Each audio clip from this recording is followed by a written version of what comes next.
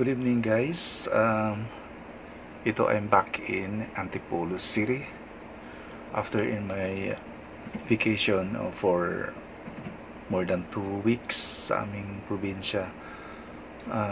Nagkaroon ako ng bad experience from the airport hanggang sa dumating ako sa probinsya. Yung sa airport kasi nagkaroon ng conflict sa online ticket ko. Although nandun na yung video na ipopost ko, parang nag-recap lang ako dito. Kasi ewan ko kung tama ba ako or mali ako.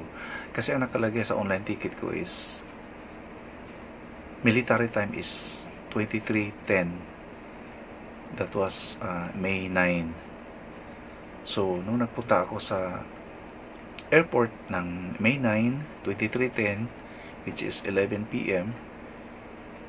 Pagdating doon sa check-in, expired na daw yung ticket ko dahil dapat daw May 8 ako nag-check-in. So, may kunting argumentation. Sinabi ko lang na bakit ako pupuntang May 8? Ang nakalagay sa ticket ko is May 9, 23:10. In other words, hindi siya pasok ng May 8 at hindi siya pasok ng May 10. Kasi 23:10, military time. It's 11:10 p.m. So, please correct me if I'm wrong sa ginagawa ko. Kahit sino naman kasi tinatanong ko din sa ibang mga kaibigan ko at saka sa ticketing or travel agencies sa probinsya namin ay sinishare ko lang sa kanya about sa online ticket ko from Manila to Cebu. Yung ticket ko, yun na, nagkaroon ng conflict. So ayun, ang karugtong nitong video ay ipopost ko. So sa ngayon andito na ako sa Antipolo City. I-share ko din yung mga bad experiences ko sa probinsya. Pinaka bad experience ko yung nagkaroon ako ng injury sa right leg ko, right foot. Kasi just imagine almost or more than 10 years hindi ako nakakauwi. Tapos siyempre naliligo kami sa ilog, langoy dito, langoy doon, almost every day naliligo. Tapos in a few days napansin ko medyo mahapdi yung balat ng paa ko sa right side. Kasi ang suot-suot ko din ay yung bagong tsinelas. So parang nagkikiskisan yung balat ng paa ko at saka yung tsinelas. So, tininan ko, namumula. So, binaliwala ko lang yun kasi baka natural lang yun or mawala lang yun. So, tumakbo yung ibang, or after in a few days,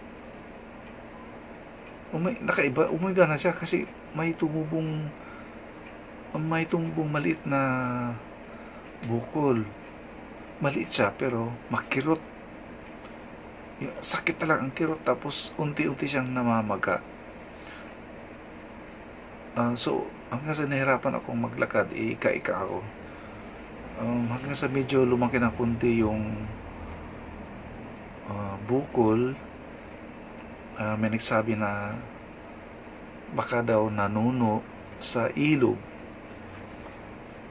Tapos kasi baka daw nanibago sa akin dahil matagal akong nawawala sa probinsya namin. So ayun, nanuno daw. Tapos may nagsabing baka mata ng butiki, may nagsabing pigsa, may nagsabing alipaso. So hindi ko alam. Ngayon pagbalik ko dito sa Antipolo, pinipilit ko ang sarili ko na makayanan to. Kaya pa naman.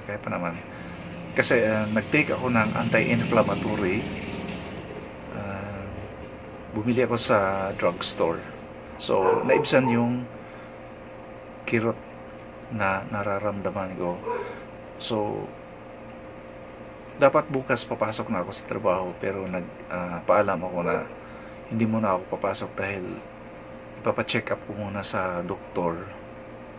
Then may nagsabi sa akin na ipatingin din sa albularyo or yung manggagamot, baka sakaling nanununo din yun. So maybe after ng check up sa doktor, puntahan ko din yung albularyo. Tingnan natin kung di ko alam kung magawan ba din niya ng paraan. Actually, naniniwala din naman ako sa albularyo. Minsan hindi. Kasi baka nakakataon lang na gumaling. Nakakataon din na pinagaling niya. Kasi nung maliit pa ako, uso sa albularyo sa amin, yung pag nanuno, yun, albularyo ang tinatawag. So gumaling naman. So yung situation ko, hindi ko pa alam. So para sigurado, doktor muna. So ipakita ko sa inyo yung na-injured kong right foot. Pero babala po sa masiselang bahagi, sa mga masiselan dyan. Kung medyo masiselan kayo, huwag kayong manunood. Pero kung okay lang sa inyo, tingnan nyo na lang. So ito yon.